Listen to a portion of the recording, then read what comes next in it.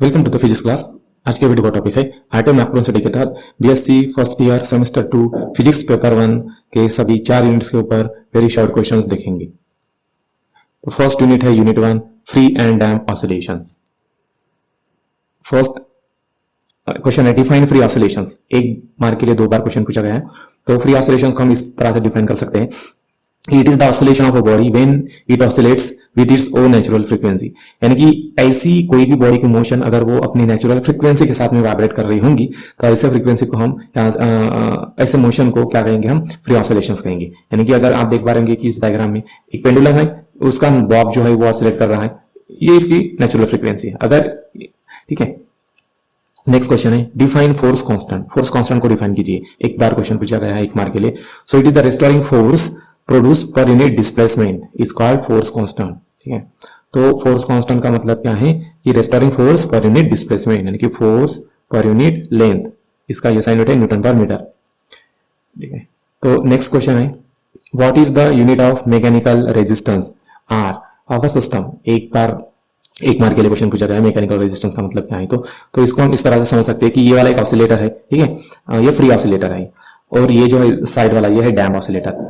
तो ये जो डैम्पर लगा हुआ है, इस डैम्पर की वजह से इसमें मैकेनिकल रेजिस्टेंस आता है, ठीक है, जिसकी वजह से इसके जो एम्पलीट्यूड्स होंगे तो ये टाइम के साथ में जीरो हो जाएंगे, धीरे धीरे कम होंगे और जीरो होंगे। ठीक है, तो यही मैकेनिकल रेजिस्टेंस है। ठीक है, इसका ऐसा यूनिट क्या है, न्यूटन सेकंड पर मीटर। ठीक है, न्यूटन सेकंड पर मीटर इसका ऐसा यूनिट है। नेक्स्ट क्वेश्चन है state the condition for dead beat motion. Dead beat motion का मतलब क्या है कि आप इसमें देख पा सकते हो कि एक ऑसिलेटर है, इसको हमने एक डैम्पर लगाया। अब डैम्पर क्या करता है कि ऑसिलेटर की स्पीड को कम करता है। तो जैसे ही ऑसिलेटर ऑसिलेट करेगा तो कुछ टाइम के बाद में उसकी जो मोशन है या एम्पलीट्यूड है वो धीरे धीरे कम होकर एकदम जीरो हो जाएंगे और स्टॉप हो जाएंगे। ठीक है, तो अब आप इसमें देख पा सकते हो कि डेड बीट मोशन का मतलब क्या है कि इसको हम इस तरह से लिख सकते हैं कि the square of damping coefficient b of the system is greater than the square of angular frequency of undamped oscillations such a motion is called as the dead beat motion. यानी कि अगर एक ऑसिलेटर है, ठीक है, उसकी angular frequency से ज्यादा डैम्पिंग कोएफिशिएंट है, यानी कि ये जो डैम्पर है तो ये ज्यादा है इसके फ्रीक्वेंसी से ज्यादा। ठीक है, तो ऐसे मोशन को हम डेड बीट मोशन कहेंगे। तो डेड बीट मोशन ये वाली है आपकी डेड बीट मोशन। ठीक है, ये क्रिटिकल और डेड बीट मोशन कहेंगे इसको। ये वाली जो स्ट्रेट लाइन दिख रही है, ये काली वाली, ये आपकी dead beat motion. Next question है डिफाइन लीजास फिगर। 2 बार 1 मार्क के लिए क्वेश्चन पूछा गया है। तो लीजास फिगर क्या है कि a curve traced by superposition of 2 mutually perpendicular simple harmonic motion called Lissajous figure. अब लीजास फिगर का मतलब क्या है कि 2 वेव्स है, ठीक है, 2 वेव्स परपेंडिकुलर वेव्स होंगे, म्यूचुअली परपेंडिकुलर वेव्स जब सुपर इम्पोज होंगे, सुपर इम्पोज का मतलब मिक्स होंगे एक साथ में, तो ये कुछ इस तरह का पैटर्न बनाएंगे, ज्योमेट्री बनाएंगे, सर्कुलर बना सकते हैं, इलिप्टिकल बना सकते हैं या स्ट्रेट लाइन बना सकते हैं। ठीक है, तो ऐसे पैटर्न को हम क्या कहेंगे, लीजास फिगर कहेंगे। नेक्स्ट क्वेश्चन है what is the condition of frequency ratio of 2 simple harmonic motion forming Lissajous figure of the shape circle. ठीक है, सर्कल जो अगर लीजास फिगर सर्कल बनाती है तो कंडीशन क्या होगी फ्रीक्वेंसी की। तो ये 2 बार 1 मार्क के लिए क्वेश्चन पूछा गया है।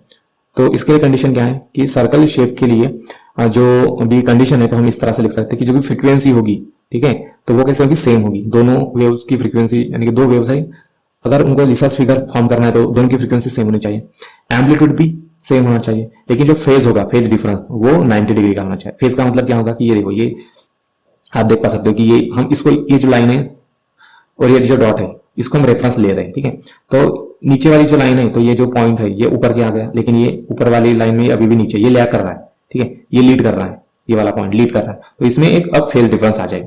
लेकिन ये जो फेज डिफरेंस है ये कितना होना चाहिए, फेज डिफरेंस 90 डिग्री का होना चाहिए, तब ये लीजास फिगर फॉर्म होती है। Next question, a mass of 10 kg is suspended by spring of force constant 9 into 10⁻³ newton पर metre, calculate its frequency of oscillation. ठीक है, तो फोर्स कांस्टेंट दिया गया है, मास दिया गया है, तो इसकी फ्रीक्वेंसी निकालना है।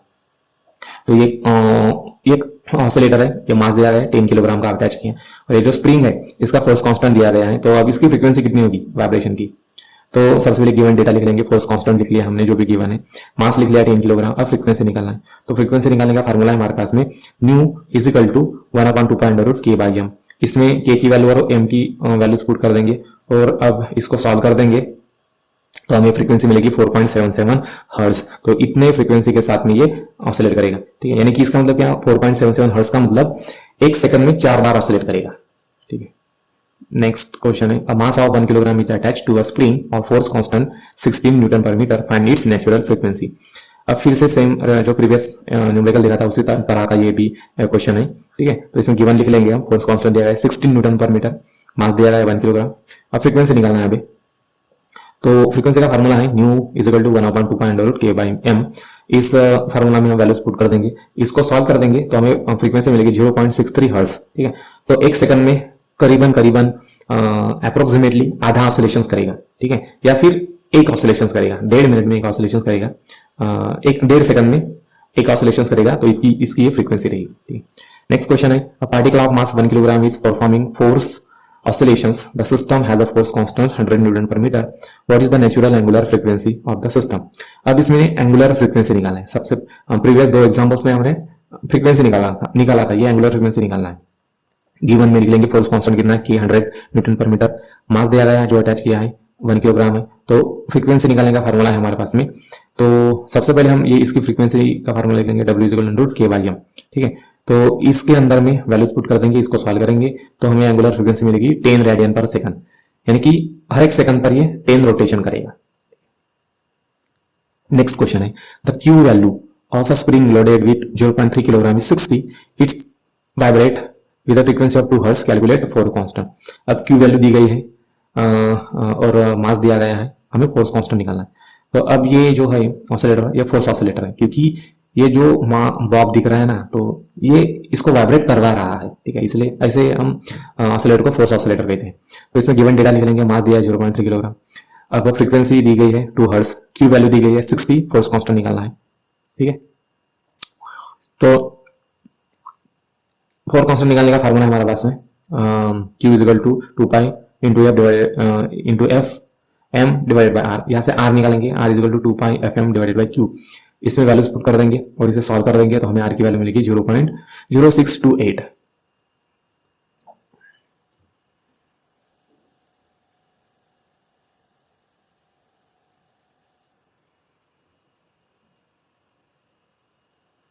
नेक्स्ट यूनिट है unit 2, force oscillations and kinetic theory of gases. तो फर्स्ट न्यूमेरिकल है इसका, डिफाइन मैकेनिकल इंपेडेंस। 3 बार 1 मार्क के लिए क्वेश्चन पूछा गया है, तो मैकेनिकल इंपेडेंस को हम इस तरह से समझेंगे, mechanical impedance is the ratio of driving periodic force acting on damp oscillator to the resulting velocity at that point, ठीक है। इसको Z से डिनोट करते हैं, Z = F, यानी कि driving force per unit velocity, ठीक है। तो ये मैकेनिकल इंपेडेंस बताता है। एक्चुअली इसका मतलब क्या है कि जब हम ड्राइविंग फोर्स अप्लाई करेंगे, यानी कि सपोज मान लो एक झूले का है ना, कोई एक आदमी है कि जो झूला झूल रहा है, तो झूला झूलने के लिए उसको सबसे पहले पीछे से हमें उसको फोर्स अप्लाई करना पड़ेगा। तो कितना फोर्स अप्लाई करने के बाद में उसकी वेलोसिटी कितनी बढ़ेगी, उसी को हम मैकेनिकल इंपेडेंस कहते हैं। नेक्स्ट क्वेश्चन है, if the resonant frequency of a acoustic system is 280 Hz and half power frequency 240 and 360 Hz, calculate the quality factor. अब क्वालिटी फैक्टर से किसी भी ऑसिलेटर की एफिशिएंसी पता चलती है, ठीक है।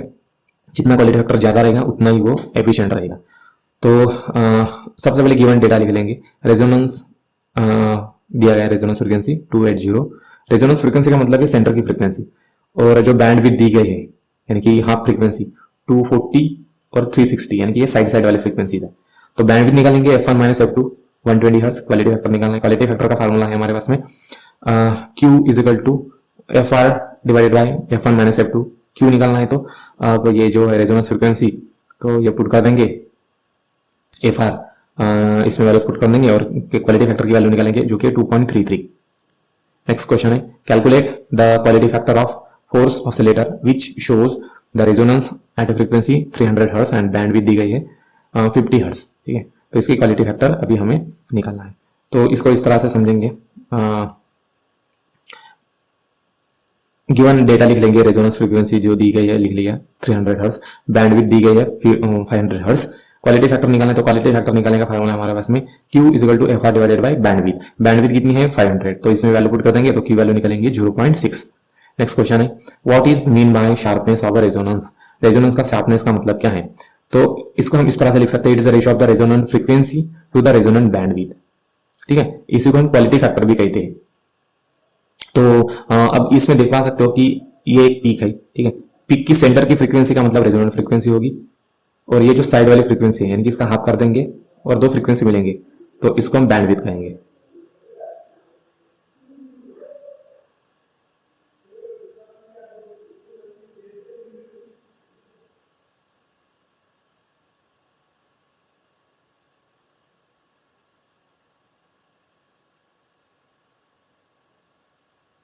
नेक्स्ट क्वेश्चन है व्हाट इज एम्पलीट्यूड रेजोनेंस। एक बार क्वेश्चन पूछा एक मार्क के लिए। सो इसको हम इस तरह से लिख सकते हैं, एम्पलीट्यूड रेजोनेंस का मतलब क्या है कि it is a particular frequency of external periodic force at which amplitude of the driven oscillator is maximum. यानी कि हम इस तरह से किसी भी ऑसिलेटर को ऑसिलेट करेंगे ताकि उसका जो एम्पलीट्यूड होगा तो ये मैक्सिमम होना चाहिए, इतनी फास्ट उसको ऑसिलेट करेंगे, ठीक है। तो जितने मैक्सिमम हमें फोर्स अप्लाई करना पड़ेगा ताकि उसका एम्पलीट्यूड ज्यादा से ज्यादा हो जाए, तो इसी को हम एम्पलीट्यूड रेजोनेंस कहेंगे। नेक्स्ट क्वेश्चन है what is piezoelectric effect. Piezoelectric effect क्या है, ये एक मार्क के लिए क्वेश्चन पूछा गया है। तो पीजोइलेक्ट्रिक इफेक्ट एक फेनोमेनन है। इसमें क्या होता है कि एक पीजोइलेक्ट्रिक मटेरियल होता है जिसमें इलेक्ट्रिसिटी जनरेट होती है। अगर हम मैकेनिकल फोर्स अप्लाई करते हैं तो इस इफेक्ट को फोटोइलेक्ट्रिक इफेक्ट कहते हैं। जैसे कि लाइटर्स में भी फोटोइलेक्ट्रिक लाइटर जो होता है, ठीक है, या गैस वाला लाइटर या फिर ये वाला लाइटर जो है, तो ये इसमें भी पीजोइलेक्ट्रिक इफेक्ट होता है। जैसे हम इसके ऊपर में प्रेस करते हैं तो due to photoelectric effect current generate होता है और ड्यू टू स्पार्क यहाँ पर आग जलती है, ठीक है। तो ये इस डायग्राम से देख पा सकते हो कि ये एक पीजोइलेक्ट्रिक मटेरियल है। इसके ऊपर जब भी टैप करते हैं तो टैपिंग की वजह से क्या होता है कि मैकेनिकल प्रेशर अप्लाई होता है और उस मैकेनिकल प्रेशर की वजह से इलेक्ट्रिसिटी जनरेट होती है और ये जो लाइट है ये जलने लगता है, ठीक है। नेक्स्ट क्वेश्चन है व्हाट इज वेलोसिटी रेजोनेंस। अब वेलोसिटी रेजोनेंस का मतलब क्या है कि हम मैक्सिमम फोर्स अप्लाई करेंगे ताकि उस ऑसिलेटर की वेलोसिटी मैक्सिमम हो सके। जैसे कि हमने एग्जांपल लिया था कि झूले का एग्जांपल, अगर कोई बच्चा झूले पर झूल रहा है तो हम उसको इतना बार बार फ्रीक्वेंसी के साथ में फोर्स अप्लाई करेंगे, इतना ज्यादा से ज्यादा फोर्स देंगे ताकि उसकी जो वेलोसिटी होगी, झूलने की वेलोसिटी, वो बढ़ जाए, मैक्सिमम हो जाए। तो उसी फ्रीक्वेंसी को क्या कहेंगे, रेजोनेंस, वेलोसिटी रेजोनेंस कहेंगे। नेक्स्ट है show that the unit of damping coefficient b is second inverse. एक मार्क के लिए क्वेश्चन पूछा गया है। तो डैम्पिंग कोएफिशिएंट का फॉर्मूला है R = 2Bm। ऐसा यूनिट क्या है उसका, न्यूटन सेकंड पर मीटर। तो अब हमें B का निकालना है वैल्यू, सो B = R/2m। अब R जो होगा ये इसका फॉर्मूला दिया गया है तो ये लिख लेंगे। मास का क्या है यूनिट, किलोग्राम, ठीक है। तो न्यूटन का मतलब क्या है, किलोग्राम मीटर पर सेकंड स्क्वायर, ठीक है। अब ये जो second metre kilogram as it is है, अब इसमें जो भी सिमिलर है वो कैंसिल करेंगे, kilogram kilogram cancel, metre metre cancel, second second भी कैंसिल, तो क्या होगा 1/2 यानी कि सेकंड इनवर्स।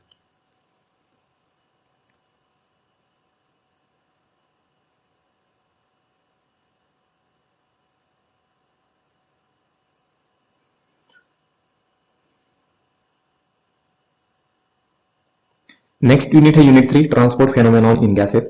फर्स्ट क्वेश्चन है डिफाइन डिग्री ऑफ फ्रीडम। एक मार्क के लिए क्वेश्चन पूछा गया। डिग्री ऑफ फ्रीडम का मतलब क्या होता है कि हम इससे समझेंगे कि total number of independent quantities are required to describe the state of motion of body is called as the degree of freedom. अगर किसी भी मॉलिक्यूल को स्टडी करना है तो हमें एक्स वाई जेड एक्सेस की जरूरत होगी, क्योंकि एक्स एक्सेस में वो कितना बड़ा है, वाई एक्सेस पर कितना है और छोटा जेड एक्सेस पर कितना है, ठीक है। तो ये तीन हमें इंडिपेंडेंट क्वांटिटी चाहिए होगी, एक्स वाई जेड की वैल्यूज, इसी को क्या कहेंगे, डिग्री ऑफ फ्रीडम कहेंगे। Define collision cross section. एक मार्क के लिए क्वेश्चन पूछा है तो इसको हम इस तरह से समझ सकते हैं कि कोलिजन क्रॉस सेक्शन का मतलब क्या है कि यहाँ पर देख सकते हो कि एक मॉलिक्यूल है, एक दूसरा मॉलिक्यूल है। जब भी दो मॉलिक्यूल कोलाइड करते हैं, कोलाइड करने के बाद में जब ये जो इनका सर्कमफ्रेंस है, इस सर्कमफ्रेंस के अंदर अंदर के एरिया को हम कोलिजन क्रॉस सेक्शन कहेंगे, ठीक है। जब दो मॉलिक्यूल्स या दो एटम्स कोलाइड करते हैं, कोलाइड करने के बाद में जब हम इनका सर्कमफ्रेंस निकालते हैं या सर्कल ड्रॉ करते हैं इस एरिया का, तो इसको क्या कहेंगे, कोलिजन क्रॉस सेक्शन कहेंगे। यानी कि इतने एरिया के अंदर में कोलिजन होने की मैक्सिमम प्रोबेबिलिटी है, ठीक है। नेक्स्ट क्वेश्चन है define self diffusion. Self diffusion का मतलब क्या है, दो बार एक मार्क के लिए क्वेश्चन पूछा गया है। तो सेल्फ डिफ्यूजन को हम इससे इस तरह से लिख सकते हैं कि it is the transfer of mass of gas molecule from region of high concentration to low concentration, इसका मतलब सेल्फ डिफ्यूजन। इसका मतलब क्या है कि यहाँ पर एक धूप अगरबत्ती जलाई है तो जहां पर भी जलाएंगे वहां पर कम से कम एरिया में मैक्सिमम मास होगा, यानी कि उसमें कॉन्सेंट्रेशन ज्यादा है, तो इसलिए वहां से जो आपका धुआं होगा तो वो दूर चला जाएगा, वहां से लो कॉन्सेंट्रेशन रीजन की तरफ जाएगा, यानी कि ये कोई फैल रहा है। इसका मतलब क्या है कि उसका कॉन्सेंट्रेशन कम हो रहा है, तो इसलिए ये जो गैस है ये हाई कॉन्सेंट्रेशन से लो कॉन्सेंट्रेशन की तरफ जा रही है, इसी को क्या कहेंगे, सेल्फ डिफ्यूजन कहेंगे। नेक्स्ट क्वेश्चन है स्टेट बॉयल्स लॉ। दो बार एक मार्क के लिए क्वेश्चन पूछा गया है। तो बॉयल्स लॉ को हम इस तरह से समझ सकते हैं eight constant temperature of gas the product of pressure and volume is constant. इसका मतलब क्या है कि अगर हम किसी भी सिस्टम का ये सिस्टम है, इसमें गैस भरी हुई है और एक पिस्टन है। तो जैसे हम सबसे पहले इस सिस्टम का जो टेम्परेचर है वो कांस्टेंट रख देंगे, ठीक है। जब भी हम प्रेशर अप्लाई करते हैं तो उसका वॉल्यूम कम होगा, या अगर हम वॉल्यूम कम करते हैं तो प्रेशर बढ़ेगा, ठीक है। इसी को क्या कहेंगे हम, बॉयल्स लॉ कहेंगे। नेक्स्ट क्वेश्चन है, give the statement of Boyle's law. Boyle's law की स्टेटमेंट दीजिए। तो सेम क्वेश्चन है, ठीक है। At a constant temperature of gas the product of pressure and volume is constant. इसको इस तरह से भी लिख सकते हैं कि at constant pressure, at constant temperature pressure is inversely proportional to volume, ऐसे भी लिख सकते हैं। इसका मतलब क्या है कि अगर हम कांस्टेंट सिस्टम का टेम्परेचर कांस्टेंट रखेंगे, प्रेशर बढ़ाएंगे तो वॉल्यूम कम होगा, वॉल्यूम बढ़ाएंगे तो प्रेशर कम होगा, यानी कि ये इनवर्सली प्रोपोर्शनल है। नेक्स्ट क्वेश्चन है, define critical temperature of gas. एक मार्क के लिए क्वेश्चन पूछा गया। तो क्रिटिकल टेम्परेचर का मतलब क्या है, it is highest temperature at which gas can be liquefied by the increase of pressure alone. यानी कि देखो कि अगर हमें किसी भी गैस को लिक्विड बनाना है तो सबसे पहला यानी कि सिंपल मेथड क्या है कि उसका टेम्परेचर कम कर दो। एक गैस भरी हुई है, गैस का टेम्परेचर कम कर देंगे तो लिक्विड हो जाएगी। लेकिन हाईएस्ट टेम्परेचर पर भी अगर हमको यानी कि टेम्परेचर कम करे बिना उसको लिक्विड बनाना है तो कैसे करेंगे, तो हम टेम्परेचर को एज इट इज रख देंगे, उसका प्रेशर क्या करेंगे, इंक्रीज करेंगे, ठीक है। प्रेशर इंक्रीज करेंगे तो वो अपने आप ही लिक्विफाइड हो जाएगा according to the Joule Thomson coefficient या जूल थॉमसन इफेक्ट, ठीक है। क्वेश्चन है, define critical temperature and critical pressure. एक मार्क के लिए क्वेश्चन पूछा है। तो सबसे पहले क्रिटिकल टेम्परेचर का डेफिनेशन लेंगे। क्रिटिकल टेम्परेचर मतलब it is highest temperature at which gas can be liquefied by the increase of pressure. यानी कि टेम्परेचर कम किए बिना हम प्रेशर बढ़ाएंगे तो गैस अपने आप लिक्विड में चेंज हो जाएगी। ऐसे टेम्परेचर को हम क्या कहेंगे, क्रिटिकल टेम्परेचर कहेंगे। क्रिटिकल प्रेशर का मतलब, अब यहाँ पर क्रिटिकल टेम्परेचर रखेंगे यानी कि टेम्परेचर कांस्टेंट रखेंगे, ठीक है। तो जितना प्रेशर हमें लगता है गैस को लिक्विड बनाने में, ठीक है, तो उस प्रेशर को हम क्या कहेंगे, क्रिटिकल प्रेशर कहेंगे, ठीक है। और क्रिटिकल टेम्परेचर का मतलब हाईएस्ट टेम्परेचर। प्रेशर ऑलरेडी बड़ा है यानी कि प्रेशर बढ़ाते जाएंगे। और नेक्स्ट क्वेश्चन है, डिफाइन क्रिटिकल कोएफिशिएंट। एक मार्क के लिए क्वेश्चन पूछा गया है। It is the ratio of critical temperature to the critical pressure. Next question, unit है यूनिट 4 थर्मोडायनामिक्स। अब थर्मोडायनामिक्स का फर्स्ट क्वेश्चन देखेंगे, state zeroth law of thermodynamics. 2 बार एक मार्क के लिए क्वेश्चन पूछा गया है। जीरोथ लॉ का मतलब क्या है कि हम इससे समझेंगे कि 3 सिस्टम्स है, ठीक है। 3 सिस्टम्स का अलग अलग टेम्परेचर है, लेकिन ये तीनों एक ही कांटेक्ट में है। तो क्या होगा, कुछ टाइम के बाद में तीनों का टेम्परेचर सेम हो जाएगा। इसी को क्या कहेंगे हम, जीरोथ लॉ कहेंगे, ठीक है। यहाँ पर देखो तीनों का टेम्परेचर अलग अलग है लेकिन तीनों कांटेक्ट में है, तो अब कुछ टाइम के बाद में तीनों का टेम्परेचर इक्विलिब्रियम में आ जाएगा। तो इसी को क्या कहेंगे हम, जीरोथ लॉ ऑफ थर्मोडायनामिक्स कहेंगे। नेक्स्ट क्वेश्चन है, state the third law of thermodynamics. 2 बार एक मार्क के लिए क्वेश्चन पूछा गया है। तो थर्ड लॉ क्या है, it is impossible by any procedure to bring any system to absolute zero temperature in finite number of operations. यानी कि किसी भी सिस्टम को एब्सोल्यूट जीरो टेम्परेचर पर नहीं ला सकते। यानी कि एब्सोल्यूट जीरो टेम्परेचर मतलब इसकी एंट्रोपी कितनी होगी, कम से कम होगी। यही हमें थर्ड लॉ ऑफ थर्मोडायनामिक्स बताता है, ठीक है। नेक्स्ट क्वेश्चन है, write down the expression for the Clausius Clapeyron equation. तो नेक्स्ट क्वेश्चन है, write down the expression for Clausius Clapeyron equation. 2 बार एक मार्क के लिए क्वेश्चन पूछा गया है। तो इसको इस तरह से लिखेंगे, the क्लॉसियस-क्लैपियन latent heat equation is given by dp divided by dp। dp का मतलब pressure, change in pressure to the change in temperature is equal to L का मतलब latent heat divided by temperature into V2 minus V1, ठीक है। latent heat का मतलब hidden heat, ठीक है। Next, what will be the efficiency of Carnot engine at absolute zero temperature of the sink. एक mark के लिए क्वेश्चन पूछा गया है एक बार। तो इसको हम इस तरह से समझेंगे कि एक कार्नोट इंजन है, एक सोर्स है जिसका टेम्परेचर ज्यादा है, एक सिंक है, और ये आपका वर्किंग सब्सटेंस है। जैसे सोर्स की तरफ इसको रखेंगे तो ये एनर्जी को, हीट को एब्जॉर्ब करेगा और एक्सपांड होगी गैस। अब ये सिंक की तरफ जाएगा, सिंक ठंडा है, ठंडा होने से क्या होगा, गैस कॉन्ट्रैक्ट होगी और हीट सिंक की तरफ चली जाएगी, ठीक है। तो अब सबसे पहले एफिशिएंसी ऑफ कार्नोट इंजन हमें यहाँ पर निकालना है, जिसका फार्मूला है N is equal to 1 minus T2 divided by T1। T1 कितना है, टेम्परेचर ऑफ द सोर्स है। T2 क्या है, 0 केल्विन। T2 का मतलब सिंक का टेम्परेचर कितना है, 0 केल्विन, ठीक है। तो एफिशिएंसी कितनी होगी ये अभी हमें निकालना है, ठीक है। तो इसमें फार्मूला में हम पुट कर देंगे वैल्यू, T2 की वैल्यू 0, T1 की वैल्यू है 1, 0 डिवाइडेड बाय 1 कितना होगा, 0, 1 माइनस 0 1, तो इसकी एफिशिएंसी होगी 1। नेक्स्ट क्वेश्चन है define Joule Thomson coefficient, 1 mark के लिए क्वेश्चन पूछा गया है। तो जूल थॉमसन कोएफिशिएंट क्या बताता है? Change in temperature with respect to change in pressure is called Joule Thomson coefficient. इसका मतलब क्या है कि अगर हम प्रेशर को चेंज करेंगे, यानी कि हम सबसे पहले कि जैसे हम प्रेशर बढ़ाएंगे और सडनली प्रेशर कम कर देंगे, तो इस सिस्टम का टेम्परेचर अपने आप कम हो जाएगा और जो गैस है वो लिक्विफाइड हो जाएगी। इसी को हम जूल थॉमसन इफेक्ट कहेंगे। नेक्स्ट क्वेश्चन है give the statement of Maxwell's first thermodynamic relation. इसको इस तरह से लिखेंगे, the ratio of change in temperature to the change in volume at constant entropy is equal to the negative ratio of change in pressure to the change in entropy at constant volume. इसको इस तरह से समझेंगे, ये क्या है? Ratio है। किसका रेशियो है? Change in temperature to the change in volume at constant entropy is equal to negative, ये है निगेटिव, ये है फिर से रेशियो। किसका रेशियो है? Change in pressure to the change in entropy at constant volume. इस तरह से आप इसको लिख सकते हो। नेक्स्ट क्वेश्चन है what is cyclic process, 1 mark के लिए क्वेश्चन पूछा गया है। A thermodynamic process in which the final state returns to its initial state is called the cyclic process. जैसे कि सपोज मान लो एक वाटर है, वाटर को ठंडा करेंगे तो वो बर्फ बन जाएगा, ठीक है। बर्फ को फिर से हम टेम्परेचर बढ़ाएंगे उसका, तो वो पिघलकर फिर से वाटर हो जाएगा। तो ये साइक्लिक प्रोसेस है। इस तरह के प्रोसेस हम साइक्लिक प्रोसेस करते हैं, कि यानी कि ऐसे प्रोसेस की जो बार बार रिपीट होते हैं।